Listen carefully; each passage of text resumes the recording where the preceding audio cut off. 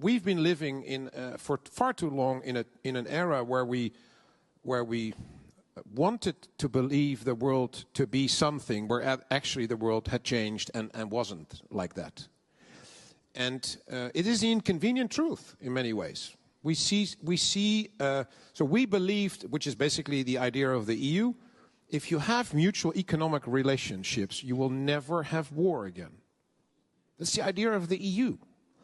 And so we cannot, or at least could not, and we should by now, but we could not believe that if you have an economic relationship with Russia, where they sell a lot of gas and oil to us, and we made ourselves far too dependent on them, by the way,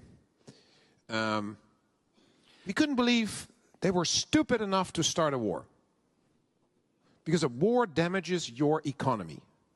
And Putin couldn't care less, because he had bigger ideas than that.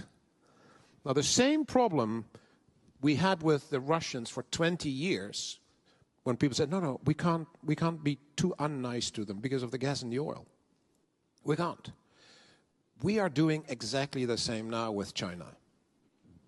We are completely dependent on all the raw materials for renewable energy. If we go there in 2035, and Xi does what Putin did in 2022, he closes the valve of those raw materials, we will not have light, no heating, we will not drive, and we will have no production at all.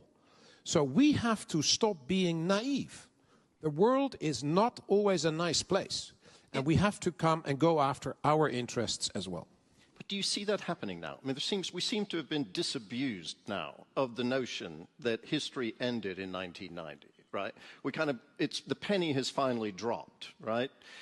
You think perhaps not? Okay. No, I think not. For Putin, yes. For Xi, no. Okay. Honestly. Okay. And I'm not against China, don't get me wrong, but we are completely dependent in ways that is unacceptable.